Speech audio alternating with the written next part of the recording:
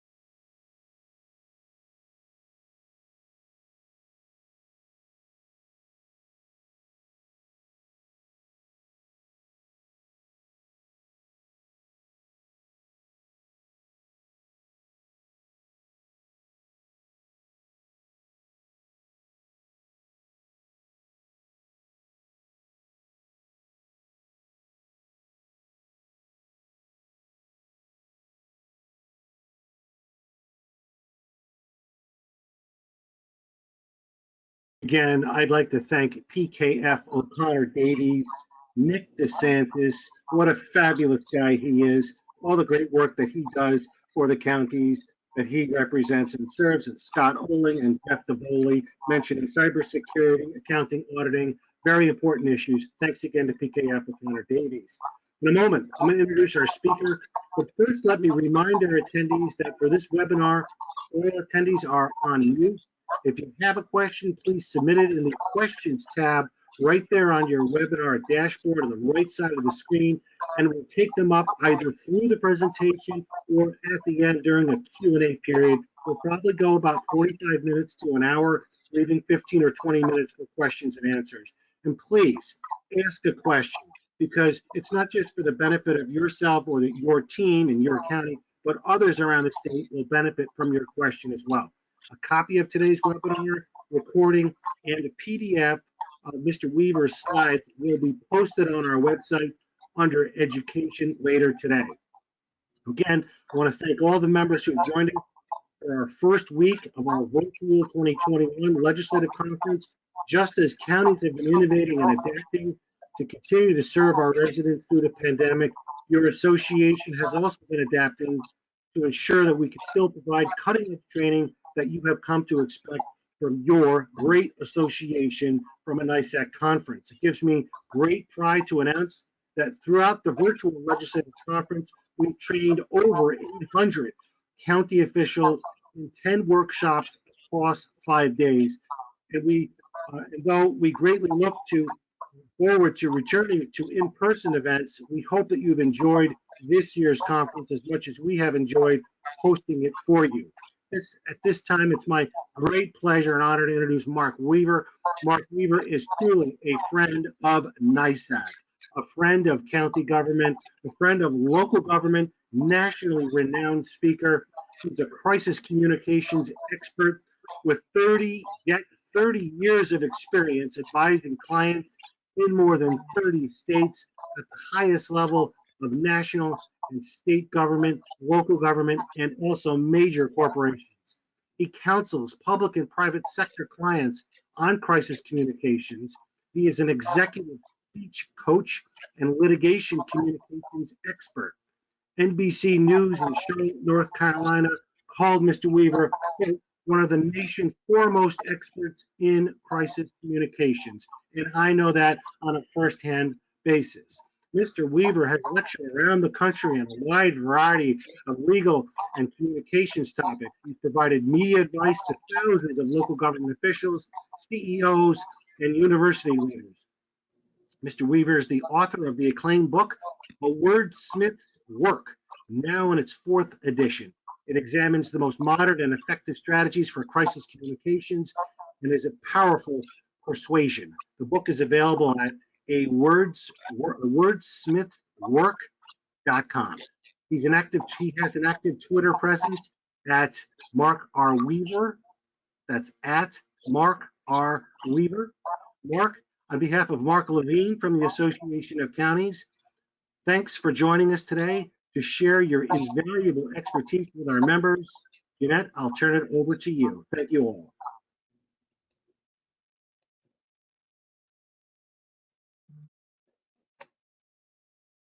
Okay, Mark, your screen is live.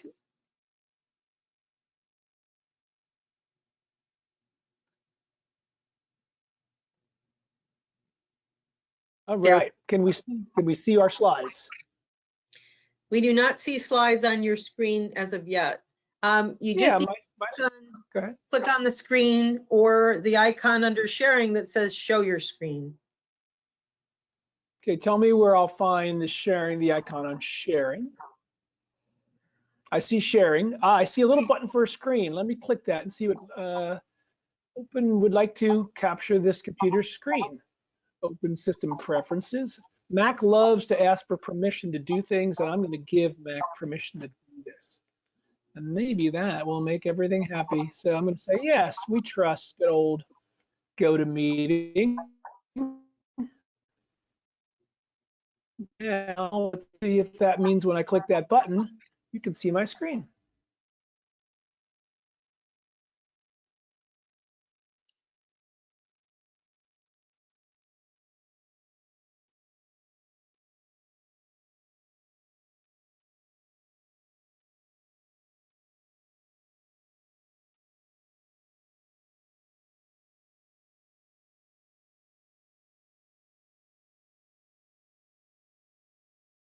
Folks, if you could just hold the line here while we get through this technical issue. We'll be underway shortly with a presentation from our speaker, Mark Weaver. Just hold the line, please. So can anybody hear me? We can all hear you and we can see your webcam. We do not see your desktop screen. This was, we were talking about this right before our show, friends. I'm not quite sure how to let you see my screen. You're seeing nothing from my screen. You're seeing only me, right? Correct. Well, I'll try one more little trick here. But given that the webinars I do are normally Zoom, someone's going to have to help me with the details of how we make GoToMeeting show my screen. Just let me do one more thing and see if this helps. Mac has several screens it could show, and I'm going to close every one of them. Let's see if that forces us to look at the same thing together. Okay. And I'll toggle it off and toggle it on and tell me if you're now seeing my screen.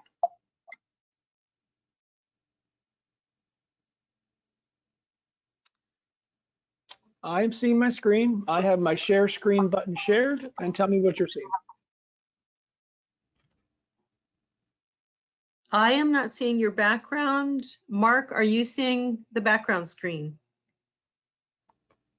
When you say Mark, do you mean Levine? Mark Levine. What are you seeing, Levine? I'm not seeing anything. I'm actually just trying to Google this.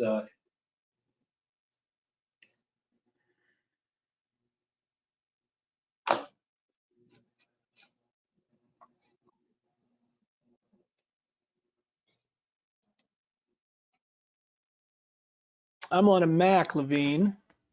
Yeah. And I have closed all my other background screens are closed, meaning I have no other screen except my slides, which I can see, which that doesn't help because I know the slides, of course. So in your dashboard, well, see, it's to the right for me. It says it's got an red arrow pointing right, the microphone, your webcam, and then 2 down underneath that says view in full screen mode. I've got a sharing section. Are we looking at the sharing section? Oh, sharing.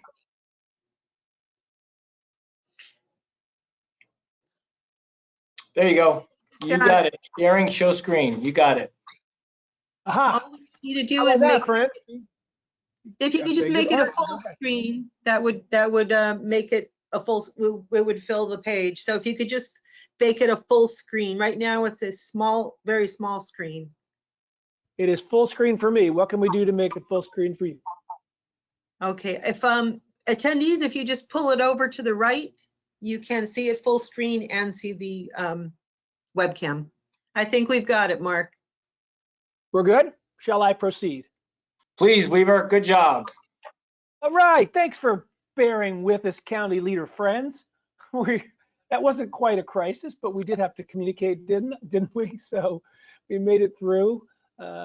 We did that. That was fun. So as you heard from Steve, my name is Mark Weaver, and I have a company that's called Communications Counsel, C-O-U-N-S-E-L. That's because in addition to being a crisis communicator, I'm an attorney. I was a spokesman for the Justice Department in Washington, D.C. I was the Deputy Attorney General of Ohio. And as a part-time partner at a law firm, we represent counties when they get sued. So we often come next to county leaders and help them through liability issues. But the bulk of my work is working with folks, not in the court of law, but in the court of public opinion, where I would like to remind you there are more judges than in the court of law, no appeals, and no rules of evidence. So court of public opinion is what we're going to talk about today. You heard Steve, I've got a Twitter account. I don't tweet about what I eat for lunch, but I do tweet about some of the concepts we talk about in webinars like this. So say hello to me. I'll say hello back later at Mark R. Weaver. I started this as a public information officer, a PIO. Look at that young, bright grad student. I was doing it while I went to grad school to get my MPA. So I worked as a city public information officer.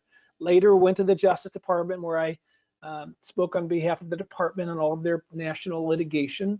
And then that was me coming back 30 years later, same platform, different podium. different guy, no mustache. And then I went to Ohio to become the Deputy Attorney General of Ohio. And as I mentioned, at the law firm, we represent counties when they get sued. But most importantly for today, I'm a crisis communications advisor. I've taught at a bunch of places, including Ohio State Law School, University of Akron. I'm currently on faculty at School of Government at UNC Chapel Hill. So we'll try not to make it too professorial. And I do practice law, so I can do this in Latin if you want. There I am on the left, arguing in front of the state Supreme Court, on the right, prosecuting a serial killer that was televised on the Law and Crime Network. So let's leap into it. If you care a lot about social media, be aware that once a year there's a great conference called GSMCon. It's coming up in a couple of weeks, virtual. And so if your folks are trying to do better on social media and you want someone who could go to a conference that only talks about government social media, check out governmentsocialmedia.com. I'm just the keynote. It's not my company. It's not my conference. They just asked me to speak. It's a great place to come and learn about this. Now, I don't know if NISAC will ask you to do evaluations, but if they do, I promise I'll listen and learn. Always try to do better. I've gotten in the habit of holding on to some of the more noteworthy comments people have left. So these are all real photos back when we were meeting in person. And these are all real comments people have left. So you're going to have to beat one of these to make it into my next PowerPoint. Somebody wrote, Mark was interesting, educational, and informative. You'd never know he's a lawyer. So they like to make fun of him, a lawyer. All right, I can take it. No worries. I'll promise these are all real. Someone wrote, great content, good humor, and above average grooming. Okay, I'll take that. Anything. No worries, I'll take that. This is a good one. I'm not sure what this meant when somebody, let me zoom in, when somebody wrote, Mark is a very engaging speaker and not creepy at all. I think that was a compliment. I'm not quite sure, but somebody wrote that. And then finally, I'm starting to get webinar comments because I'm doing all these webinars. Someone wrote this last one. In this webinar, I found Mark so engaging, I remained in my home office even as the ice cream truck passed outside my house. So if you hear the ice cream truck going by and you go out and get ice cream, shame on you. You need to stay with us. All right, let's leap into it. We've had enough intro. We've had enough technical difficulties. Are you ready to leap into the material? We are facing crisis in county government like we've never seen in the modern era. Whether it's a pandemic or whether it's civil unrest, there are great challenges facing us that are kind of unique to the times. And these come alongside of all of the crises that could happen before 2020 and 2021. Lawsuits, citizen complaints, personnel problems, natural disasters, all the things that we've always had to deal with through the years. We've got a couple new ones lately that we have to deal with. And what I've found, and what I hope you'll agree with me, is that a crisis doesn't just present a legal threat. Certainly there's a legal problem that erupts in almost every crisis.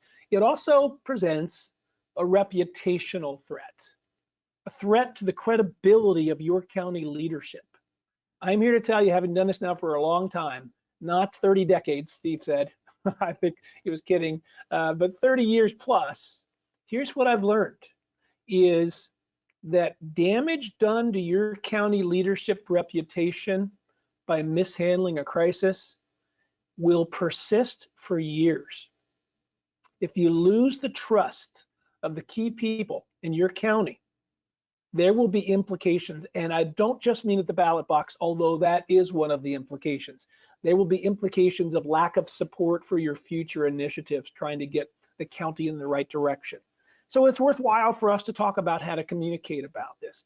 Now, today's a short session. I normally would do this for a half a day or a full day or a 2-day right in a county building with the county senior staff and leadership.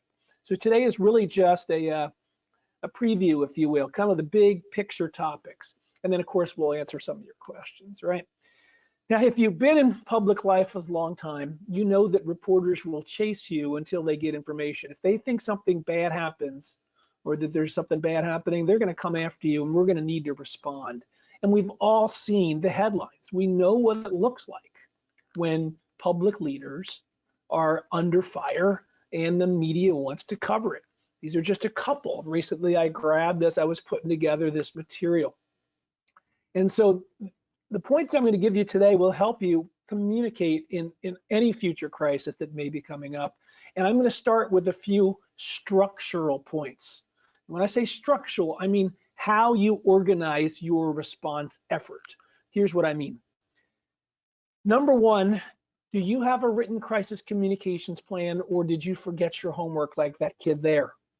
Famous scene from the movie A Christmas Story. That's my brother-in-law, RD, the actor, who a few minutes earlier had triple dog dared a kid to put his tongue on a flagpole. That's another story. But remember that look in school when you forgot your homework? That's the look that some county leaders get when a crisis hits and someone says, well, let's pull out the crisis communications plan. And somebody goes, what crisis communication plan? This is a bad sign. It's not the right time to write a crisis communications plan when the crisis is happening. That's a little bit like trying to put your seatbelt on in the middle of a crash. In the middle of the crash, it's too late to put your seatbelt on. In the middle of a crisis, it's too late to write a plan. So we write the plan when things are quiet. So structural point number one, do you have an updated high quality crisis communications plan? If you don't, make a little list of things to do from our session today. Item number one, create or update crisis communications plan. Second structural thing, all right? Yeah, let's talk about, we've been talking about it, all right? Let's talk about that. Second structural thing is, think about who makes decisions for your county when there's a crisis. And I'm not going to suggest who it is, you know who it is in your county. Let's put that person at the head of the decision table, right there at the head of the table you see on the screen. Surrounding that decision maker, you need at least 3 different people who advises the decision maker so that the decisions are good ones. Let's talk about those 3 roles. You might add a couple other folks. I'm not suggesting you have to limit it to those 3. Hope you don't have 30. That's too many people at the decision table. But there's at least 3 people who need to be there, and each of them has a separate lane. I would suggest to you they need to stay in their lane if we're going to be doing the best practice for crisis communications. The first person, of course, and it's not just because I'm a lawyer, but it's because the law surrounds everything around crisis. The first thing is your legal counsel, the person who advises you on liability risks, the person who defends you if you get sued, the person who keeps up with the statutes and can tell you what's allowed to be done and what's not allowed to be done. That's an important person at our table. Now, please note, remind my friends at the bar, my lawyer colleagues, they do not get the final decision. Your lawyer won't like it when you tell him this or her this. They won't like that they don't get the final word, but they don't. They have a lane, the legal liability lane. They're the expert in the court of law lane, and they get to be heard on that topic. We are much less interested in their participation on the other 2 lanes that I'm going to cover in a second. And I'm not beating up on lawyers because I want all 3 people to stay in their lanes. It's just been my experience, and this gets borne out nearly every week as I address crisis with clients. Nearly every week, I've got a lawyer somewhere who's trying to insert himself or herself outside of their lane, and shall we say, ineffectively. Why? Because they're dumb? No, they're actually really smart, but they're really smart about their lane, and they're less smart, less effective, less experienced in the other lane. So that's the first person at the table. Second person at the table is your public information officer. We call these people PIOs, or you call it the press person, press secretary, communication director, doesn't matter what you call it. The person who understands the court of public opinion, understands the local news media, understands social media, understands how people in your county think, what makes them angry, what answers they want, and what they're looking for from their county leaders.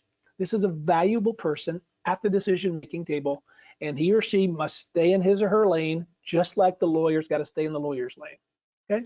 And then you're wondering, who might that third person be? Well, the third person at the table is the subject matter expert. This is the person, this seat will change, right? Seats 1 and 2 probably won't change much because you're always going to want your lawyer, you're always going to want your PIO, your press person. But the subject matter expert seat will change based on what the nature of the crisis is. Let's walk across those 4 images you see on the screen. Let's start on the left. If it's an investigation that has a criminal aspect to it, you probably want a police leader who knows the details of the investigation and can brief you on it. if it is a HR person, because one of our employees, just happened to one of my clients last week, one of the employees was indicted for child pornography. That's about, I don't know, the 35th time I've had to help a client through that crisis. Just happened last week.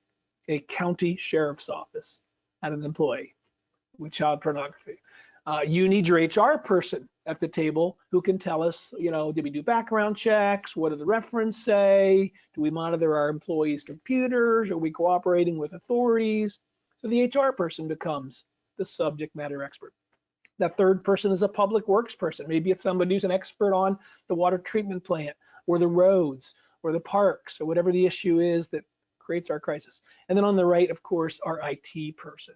One of the counties I work with in North Carolina had a ransomware problem where Russian hackers locked down their website and demanded ransom. And so obviously you're going to want your IT person at the table. What's the lane of the subject matter expert? That person simply gives us knowable facts that we can rely on as we make crisis communications decisions, okay? So now that we have the lanes, let me just remind you something, and Cookie Girl would like to make this point too. Lawyers don't get to write PR materials. She says no, she's right. No PR, lawyers are not good PR writers as a rule. And we've got to remind them of this. And if you're the decision maker for your county, I need you to stand with me and Cookie Girl on this point, because really bad things happen. Now, if you don't want to believe Mark, the above average groomed lawyer, or if you don't want to believe Cookie Girl, who seems like she has good taste in cookies, let me give you something you can count on. How about this case study involving Home Depot, one of the nation's biggest retailers? They went through a crisis involving a data breach where their customers' credit card information was at risk. This is a real crisis for a major national institution like the Home Depot. After it was all done, when the Home Depot crisis had passed, the CEO of Home Depot, Frank Blake, did an interview about the crisis. Now note, Frank is an attorney himself. So he's an attorney who was a CEO of the company. Look what Frank said about what he learned from the crisis. Here's what he said. He said, the help that the lawyers will give you during the crisis is not going to help, because lawyers are going to say things like, don't admit you did anything wrong, because then you'll be subject to litigation. So Frank actually decided that nothing that went out publicly would be written by the legal team. It'd be written by the PR team. So don't take my word for it. Frank, who went through one of these, that was one of his big takeaways. And I've seen it happen over and over and over again. Now, similarly, PR people, just because they hang around lawyers doesn't mean they're lawyers. They don't get to practice law. Stay in your lane, cut it out. Stick to what you're good at, okay? Now, another structural recommendation, and Dog with Cone of Shame knows exactly what I'm talking about. It's bad practice when we try to edit our message by committee. So if you are at the meeting where there's 2, 3, 4, 5, 6, 7 people are at a table and someone says, let's just take the statement that the press person wrote and let's all suggest word by word changes, comma by comma, paragraph by paragraph, you get the cone of shame if you make that suggestion. Because what will happen is we will edit out all of the meaning, all of the persuasiveness, all of the impact of the statement, and it will turn into a big pile of vanilla pudding that nobody wants. And so editing by committee is a bozo no-no. We don't do this, right? It hurts our message. Allow the wordsmith, allow the PR person to craft it. Then the lawyer gets to quarrel with something only if it's going to create a legal problem. And my friends, lawyers, the lawyer has to be able to point to the specific legal problem and not speak Latin to you and say, just trust me, I can't explain it to you. They have to point to a precise legal problem with it. They can do that, we want to listen. If they can't, it's just them wanting to edit, and they're trying to use Latin to try to make themselves the editor. Same with a subject matter expert. The only thing the subject matter expert gets to do is correct facts or add facts or delete things that are not factual. Everybody stay in their lane. And then of course the decision maker makes the final decision. But we'll get a better result if we follow some of these structural rules. Once we have established our message, think about like singing a sheet of music if we're all singing in the choir. Now, I call our messages in my company when we come next to county leaders to help them through crisis, or when we're coming into the county building to do training with the county leaders. I call these fact points. I don't like the term talking points. I think that's become a bad used term. I think people think that means something that's not true. So we establish fact points. So once the decision-making team has come up with, 3 fact points, 5 fact points, hopefully it's not more than 7, 10, 15 is too much. Once we've established those fact points, everybody who communicates for our county, both externally and internally, every employee who talks to their friends, families, and neighbors about our crisis should be encouraged strongly to only use the same fact points that everybody else uses. If we don't implement this important best practice, what happens is the choir, each member of the choir, singing a different song. And that sounds terrible. Nobody wants to listen to that. When we listen to a choir that's all singing the same song, it sounds wonderful. Now there's some altos who sing a little lower, and sopranos sing a little higher, and the bass are kind of cool because they kind of rumble with the low notes. Everybody have a slightly different way of doing it, of course. We're not like robots chanting the exact same words, but we are singing from the same sheet of music, and that is a best practice. Bad things will happen to your county if you let everybody say whatever they want to say, even though we have established fact points. Okay, so I've laid out a couple structural issues. Now I want to identify something that's a very common problem amongst the decision-making team, and that is these 2 folks of people you see represented on the screen, and they're both smart, well-intentioned, loyal people. I'm not bad-mouthing either of them because I've sat in both of these seats. I've sat in the lawyer seat and I've sat in the PIO seat, PIO, Public Information Officer seat. They often get in a little struggle about who should be in charge of what the message is. And what we find with our friends, the lawyers, is they kind of struggle on the side of let's come out and say no comment. Lawyers think this is brilliant. It is not brilliant, right? So when we have a problem in our county, lawyers want to send Spokesdog out and give this brilliant remark here. Spokesdog, what happened at the county? Yeah, no comment. We don't want to do this. We never say the words no comment.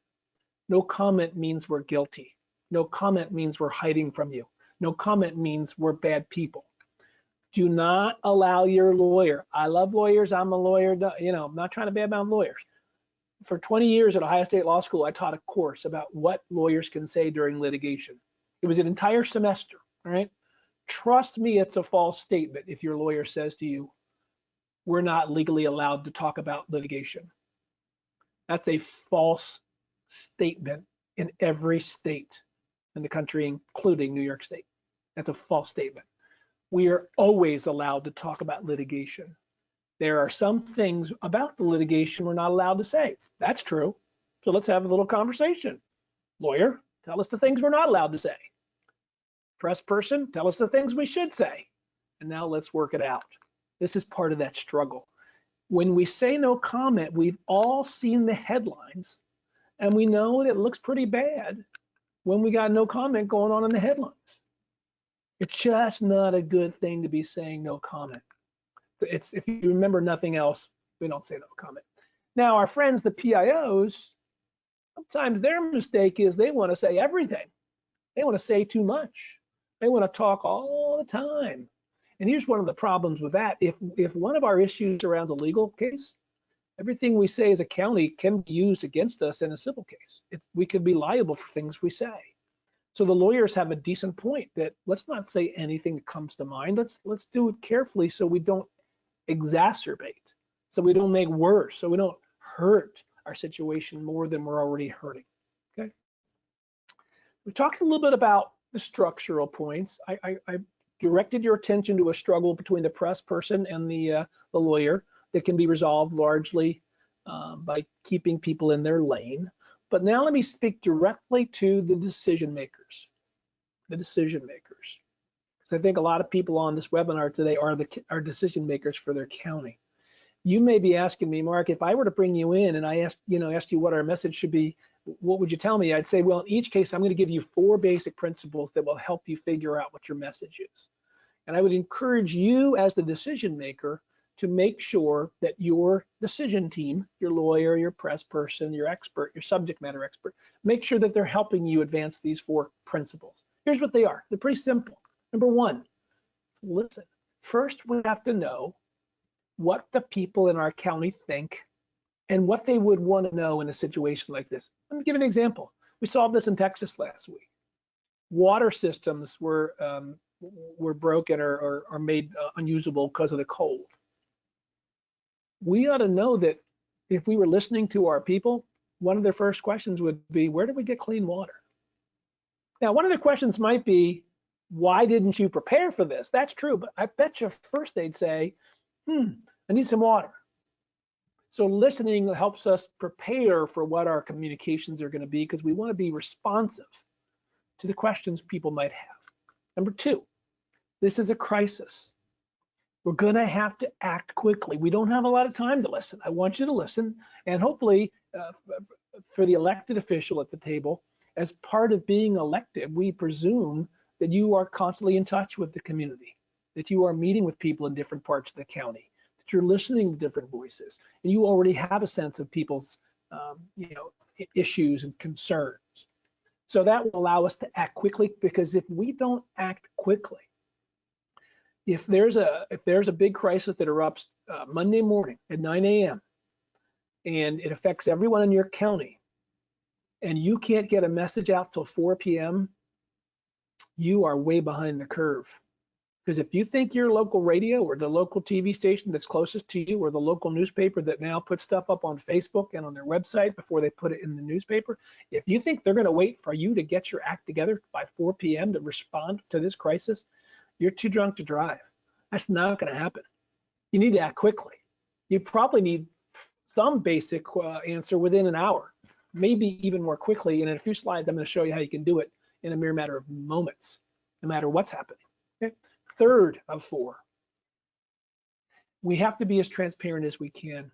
Certainly, we have to follow public records laws. That's a basic thing. But even beyond what the public records laws say, we want people to have an insight into why we're doing what we're doing, right? If we're telling you don't boil the water, you need to know why. Maybe boiling the water makes it worse. Or if we're telling you not to put snow in the toilet to make it flush, we need to tell why. Maybe it'll crack the pipes. I've just made that up. I don't know if that's true. Whatever the answer is, we want to be transparent as to why we're doing what we're doing and the process by which we're going to decide. So go back to my county client last week, where the employee was indicted on child porn. Part of our communications was, when do we decide when to fire somebody versus putting them on administrative leave? We were very transparent. When an outside agency has probable cause to believe that one of our employees has committed a felony, we will fire them. That's not all we said, but that's the transparent part of it. People, because this particular county sheriff's office also has a pending police officer involved shooting case. And some people are like, well, why haven't you fired him? Investigation's still ongoing. No one has come forward with probable cause to prove that he committed a felony. So by explaining what our rationale is, we're being transparent. 4th and last basic principle, and it's a hard one. Do the right thing. Do the right thing. I was sitting with some county leaders, probably 6 months ago, early fall. And in that case, the Children's Services Agency in the county had placed children with parents who were extremely abusive to the children. And they continued to place children there. And there's some argument that maybe even there was some warning, and that the Children's Services people did not act on the warning. At least those are the allegations. So when they asked me for help on the crisis side, and we went through the slide you're looking at, when we got to number 4, the person sitting at the head of the table, the county leader at the head of the table, said, Mark, well, what is the right thing for us to do? And here's what I said. I said, doesn't matter what I think the right thing is. I don't live in this county. I wasn't elected to represent the people of this county. I don't have my ear to the ground of the people of this county. When you run for office, you are essentially telling the people of your county, I'll know the right thing to do. You can trust my sensibilities. I know this county. I know what we stand for. When a problem comes up, my instinct is to do this, that, or the other. And when people elect you, they think you know the right thing to do. Now, could I give you a menu? Yeah, I'll give you a menu, but it's not my job to tell you which one is the one to do. This is going to go right directly to the person who's making the decision. Okay. Now, real quickly, you've all dealt with reporters. I want you to understand a couple key things that happen in a crisis with reporters that will make your life a little easier. Be aware that they have a different view of government than you and I do. Most reporters, not all, most reporters have never worked inside government. They've got that outsider view of government. They've got the taxpayer view of government, which tends to have lots of misperceptions and misconceptions around it, right?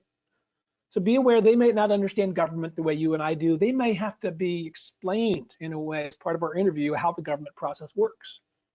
I had one crisis 6 or 7 years ago where people from New York Times was covering a crisis in Eastern Ohio, and some of the coverage on the internet suggested that maybe that the sheriff should fire the police chief. Well, that's just a misunderstanding of how county and cities work, right? It's county sheriff, city police chief, they don't work for one another. That's a typical outsider mistake. So reporters don't always understand all the things we do. So we take on an education role. Number two, reporters are supposed to be objective. And we ought to expect that reporters are objective. And to you and me, objective probably means, telling the truth, only reporting facts, not being biased. That's how you and I would probably define it. But I want you to know that reporters are taught a different definition of objectivity. And if you don't know this definition, you'll be shocked when you expect something different. So it's a pretty straightforward formula that they teach in journalism school, and you see it right there. Side A plus side B equals objective. Reporters are taught in journalism school that when somebody criticizes the county, that's side A, before they can go to print or broadcast, the reporter has an ethical obligation to allow side B, in this example, the county spokesperson, to give their side. And if that happens, the reporter's been objective. If that does not happen, if a critic calls you a name or alleges something and the reporter does not give you a chance to respond before publishing, you have a legitimate ethical grievance with that reporter that you should take up with the reporter and or the editor and or the producer and or the news director. Because objectivity at a bare minimum means allowing your side to be heard. If you choose not to, or if you say no comment, that's on you. All right, be aware that's on you. Now, if you do say no comment, that means side A, Gladys Kravitz or whoever is calling us names at the county building, when she goes to the newspaper and lays out all these allegations about what county workers have done to her and hurt her and ruined her and called her names and hurt her property, whatever she's alleging. And then our brilliant answer is to say no comment. Tell me what the average citizen thinks the next day when he's reading the newspaper and trying to figure out who's telling the truth. He sees all of Gladys's attacks on county government. And then we trot out county PIO who says, no comment. Citizen thinks, yeah, that's all true. Everything Gladys said is true. Even though maybe it's not. Maybe Gladys is exaggerating. So why would we ever say no comment? I don't think we would ever should. The fuzzy duck says no. There's just never a good reason to say no comment. And that's true amongst litigation as well. Now, have you noticed that there is a bit of a problem in that reporters are often trying to publish their stories ahead of one another? And this leads to a problem. And I noticed this on the web. I was not involved in this situation. It doesn't even matter what the topic is. I just found it on the web. But just take a look at the last two graphs here. Someone's mad at the city of Cincinnati. They call up WCPO and say, City of Cincinnati did all these bad things. And WCPO writes a story and says, we attempted to reach Cincinnati. We'll update the story. Well, Cincinnati's view is not represented in this story. Now, CPO is probably saying, well, we'll update it if you call us. We called, left a message. We called at 10:01, left a message, and hit publish at 10:02. Now, do I think that's fair? I don't. How do we solve this? The people who answer our phones have to know to interrupt you as the decision maker whenever there's a press call. or to work with a reporter to say, what's your deadline? When are you going to print? We will have a comment. We always have a comment. Do not go to print without hearing back from us. I will meet your deadline. So one or the other or both. Either you get interrupted or you work with the reporters to let them know that you will get them a comment on their timetable, okay? Now, if it's a TV or radio station and we do a comment, we're gonna have to learn to speak in 10-second sound bites because they will not accept the 20, 30, 40-second sound bite.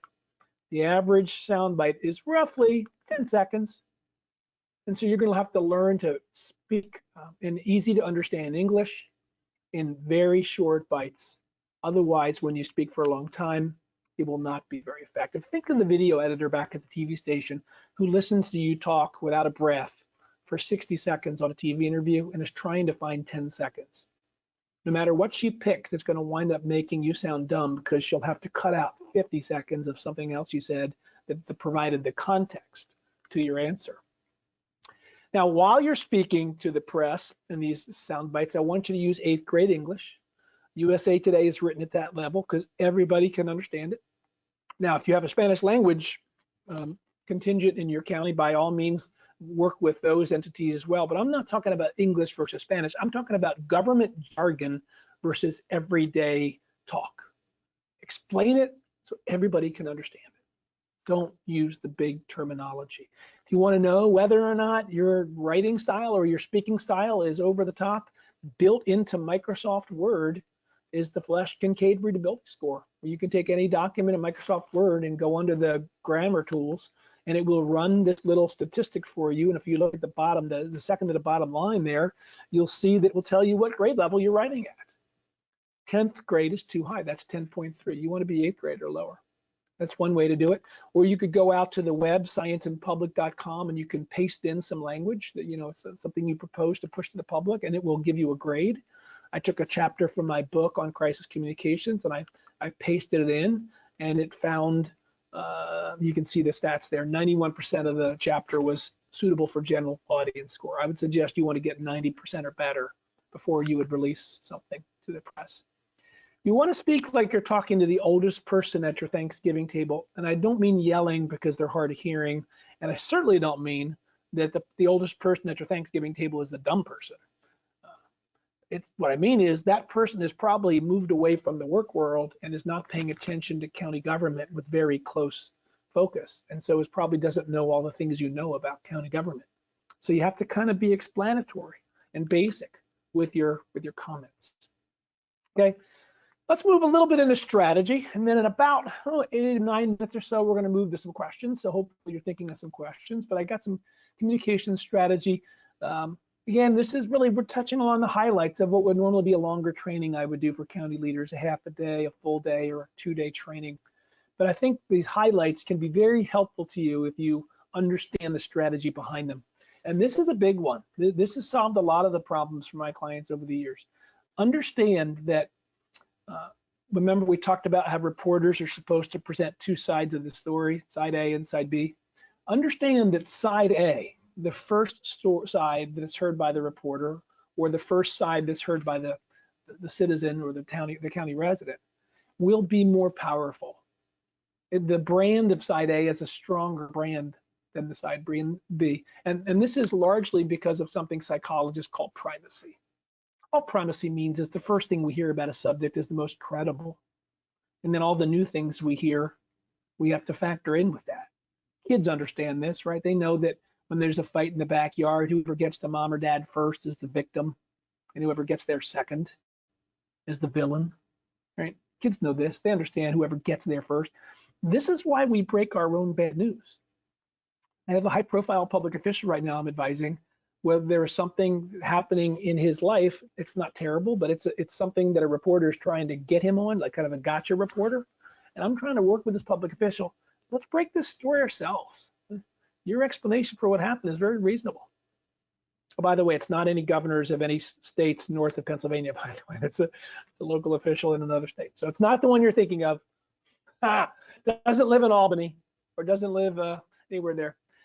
But breaking your own bad news is classic crisis communication strategy. If you do get to set the framework for the problem, then people who come along and try to change it will experience what's called cognitive dissonance. All that means is once you have a firmly held belief that something is true and somebody presents new information to you, it makes your head hurt and you tend to reject the new information. So if you can get folks to believe your side of an issue first, and it becomes their firmly held belief, when your critics come after you with new information, they will be less believed. Why? Cognitive dissonance. People, when they believe the C note, that's the little red note there, and when they hear the C sharp, that's the little yellow thing, it sounds like chopsticks. It's dissonant. And so they naturally want to move the one note over and change it. So if you can get people thinking your way by breaking your own bad news, your critics have a hard time changing the perception because of cognitive dissonance. They will reject your voters, and your residents and your citizens will reject the new information, and they will accept information that's in line with what they believe to be true based on what you told them. It's a little bit like if you've ever been down at a beach, you know that there's riptides, and riptides don't take you under, they actually take you out. It's kind of a churning stream of water that takes you directly away from the beach. And the people who die in rip currents are the ones who swim directly against them, like directly against those black arrows you see there. And so the way to live is to go sideways. So this is like cognitive dissonance. Once somebody believes something is true, their belief is those black arrows moving straight out to sea. If you as a communicator try to directly contradict what they believe to be true, you will metaphorically drown. And you don't want to agree with them because maybe they're saying something bad about your county. This is why we have the green arrows. Your messaging has to be sideways messaging. Your messaging has to be something other than going directly against their viewpoints. Cognitive dissonance, key part. It allows us to control the narrative. And one of the most common narratives out there in a crisis is, okay, something bad happened in Texas, something bad happened in Albany, something bad happened in Alaska, whatever. The public reads that story and says, who's the victim of this? Show me reporters, show me media, show me the victim. And then, by the way, if there's a victim, show me who the villain is. Who's the one who caused the problem? And then the third V they're looking for is, show me the vindicator. Show me who's fixing the problem. This is a narrative the public is often looking for. And we've taught it to kids since they were little. We all understand victim, villain, vindicator, right? You read a 5-year-old a story and she'll immediately be able to tell you which one was in danger and which one was causing the danger and which one saved the day. And our communications in a crisis should keep this in mind. You should always want to be the vindicator. You should never want to be the villain. Your critics will want to make you the villain. It's your job to affirmatively construct this. And just like a Monopoly, whoever gets to pick first keeps the piece for the whole game. So if you pick the top hat at the beginning of the game, you're the top hat. So if you go first, if you become side A, you get to pick who the vindicator is, and I hope you'll pick yourself. So we do not allow someone else to become side A if possible. And if they do become side A, we don't let them keep talking with us saying nothing. We never let our opponents have free reign of the media. If we don't talk soon, when we finally get out there, we're going to be fighting against made up minds. And that's like trying to change cement after it's dried. Public opinion, once it's formed, really hard to change, And remember I promised you about what do you say when you can't say something? You don't know the facts yet, or it's a fast moving crisis. I've got a card that will show you what I call some general non-committal responses, and they fall into one of 4 categories: aspirational, procedural, more to come, and gag order. And this card that I would normally hand you if we were together, I'm going to give it to you virtually here in a moment. But you ask yourself, what can I say at the beginning of this crisis that I know is not going to change? No matter what fact update comes in, what can I say that won't ever contradict that?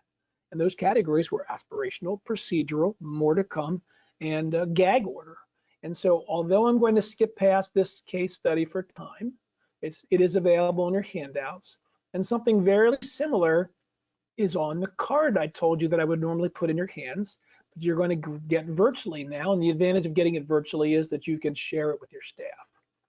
So I've got a little handy dandy crisis communications card that looks like this, where on one side it's got the 3 steps of putting together your communications response. That's the side on the left. And then the side on the right gives you some examples of what you could say that's either aspirational, procedural, more to come, or gag order responses, so that you could give an answer immediately. So if you want to have that PDF of that on your hard drive that you can share it with your staff, just go to tinyurl.com/MediaCard2021, and you will have a PDF of that, and you will see how that works. It's worth your time. I'm going to skip past who should talk to the press because I want to get to your questions here in a moment. Be aware that whoever talks to the press has to be competent, credible, and caring. We want people to think that they get it.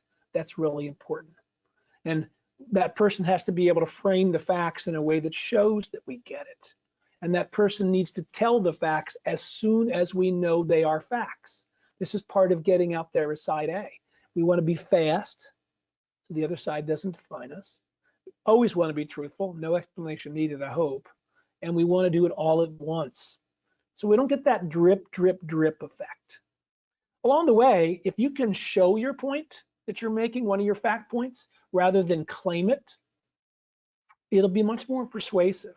So imagine if a little girl has gone missing and the family of the little girl has accused your county of not doing enough to find the child. That particular press conference of you standing up there claiming you're doing everything you can, that is not showing that you're doing everything, that's claiming. Instead, I would suggest to you making that same statement from the point where all the volunteers are gathering to go look for the child, with all the folks in their vests getting ready to go. And that is showing that you're doing everything you can to find the child rather than claiming it. Pretty simple. Similarly, we know that if you can use video, it will make it more persuasive. And you should also know that if someone has video of one of your folks doing something bad, you're going to have to move even quicker than you normally would because of the urgency. And we should be very careful not to wait too long to respond because people will be sharing it very quickly. So you can see the need for speed as this comes up. Let's skip past this video, which is a lovely video, but we're going to skip past it. And along the way, if somebody has been injured, killed, or sick, or made penniless because of an allegation against us, we want to make sure that we are acting with humanity and that our message should include humanity. A couple slides you can check out later about what your message should be. We always want green light message, and we'll organize all of our fact points in a way that we only talk green light. We'll stay away from yellow light, stuff that we shouldn't be talking about, and red light stuff that it's illegal to talk about. We want to make sure that all of our spokespeople are sticking to the green light. Let's skip past this Uber example because again, I'm interested in your questions. I hope you can see that the goal of understanding crisis communications is to maintain the public trust of the people of your county, because if you don't, the reputational damage could last for a really, really long time. So before we do questions, let me give you a couple things to do next. Remember I told you a little to-do list? Number one, do you have a crisis communications plan? Has it been updated recently? Everyone should ask themselves that. Every county needs to have one, doesn't matter how big or small you are. Number two, are you training your leaders to that plan at least once a year? It can't be something that we're learning the day of. Number three, are your social media channels ready for crisis? If you were to call me for a crisis, one of the first things I'd ask you once I understood the problem was, how many Facebook followers do you have? How many Twitter followers? Do you have an Instagram presence? Do we have an email list? We need to start communicating to your people now, and we can't count on the press to get it right. So if you've sort of, yeah, we've been meaning to create a Facebook page, or we've been meaning to build up, we got 32 followers, is that any good? No, we need to have a lot of followers because we need to get our information out. And then number four, you want to make sure you're developing allies in the community, business leaders, faith leaders, school leaders, athletics leaders, citizen leaders, community leaders, who when you are in crisis, you can call up and ask them to stand with you. Ask them to release statements in your support. Ask them to talk to the press about why you are doing the best you can. These are just 4 little things that you should be doing to get ready as kind of the what to do next thing. And these are all in your handout, so you don't have to worry about writing down those 4 that we just covered right there. And then, as Steve mentioned to you, if you are interested in crisis comms, we do have this book that I've written. It's called A Wordsmith's Work. It's in its 4th edition. And in it, we talk a lot about crisis communications. And we have specific crisis communications chapter in a variety of areas. Healthcare, law enforcement is a big one, restaurants, higher ed.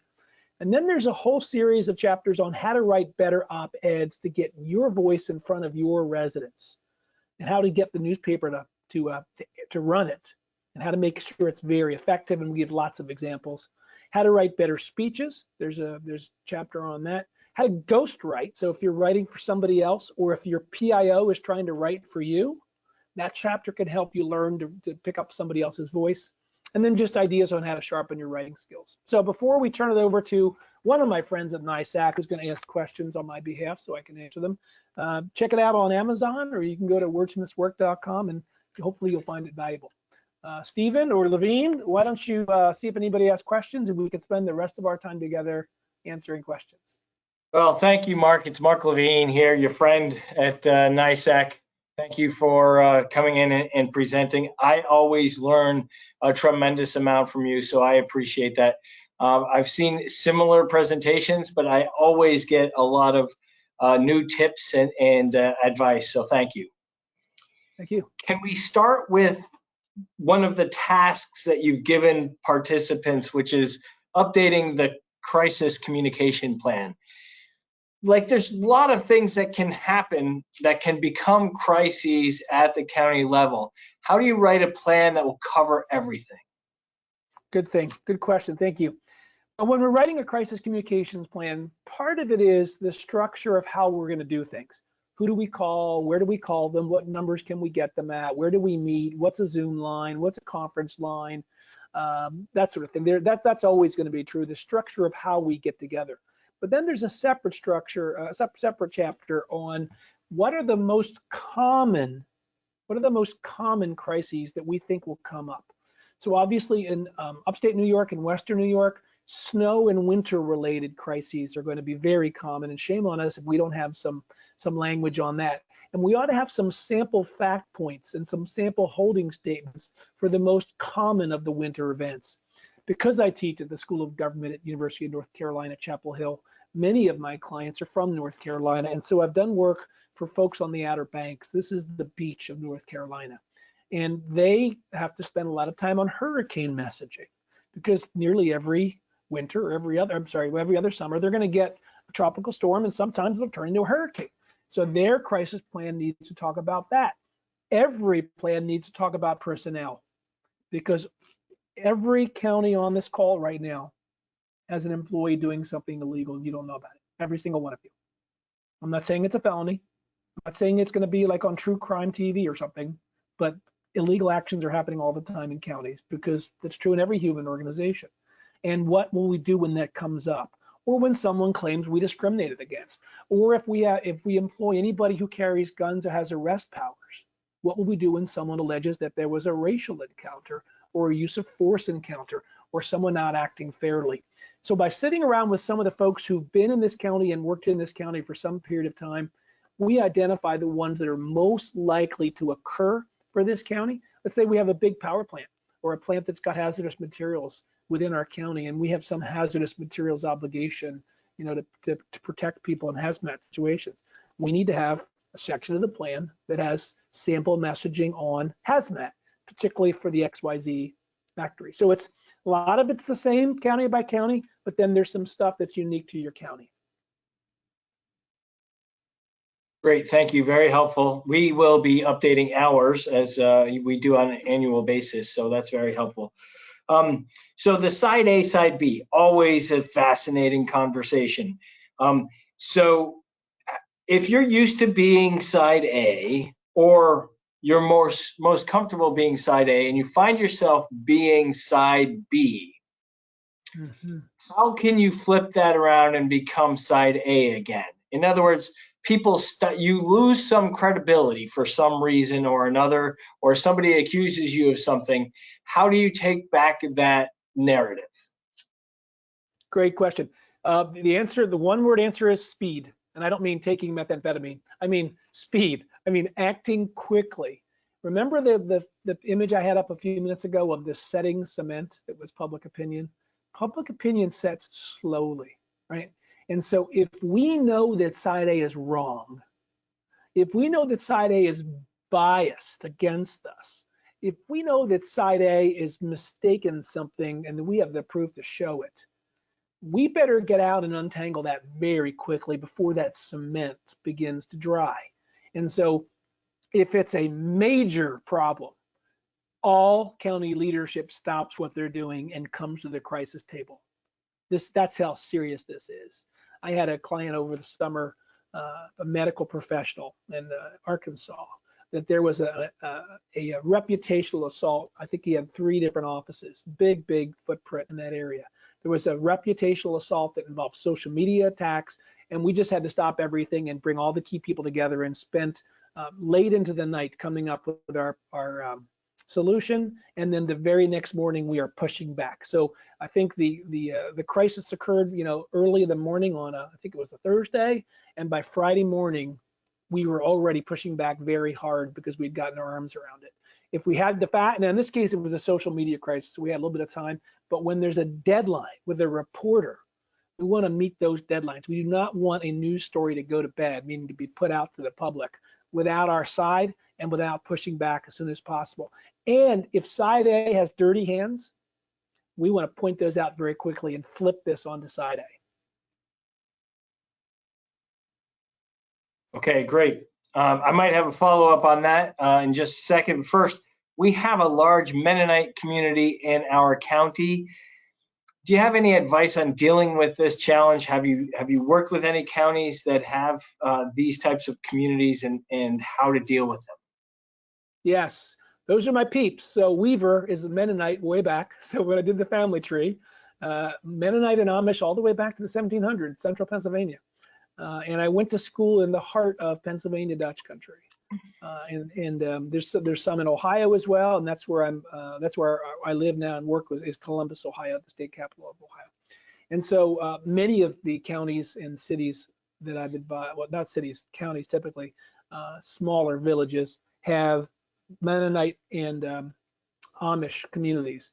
What I've found is this is a perfect example of building bridges with leaders in that community. They have very strong beliefs about government, and they often differ with what most people in your county think about government. Having said that, they are citizens who deserve our services and our attention, and if they think we care about them and are willing to build bridges with them, they will stand with us when they can. Now, if it's a time when we're going directly at their community, the best we could hope to is to blunt whatever damage might be happening. But building these alliances with the leadership in the Mennonite community, typically they're lay ministers. They don't send their ministers off to theology school typically or divinity school, but whoever their leaders are and their faith leaders, usually a patriarch of some sort, to be able to have a relationship with them and to work with them.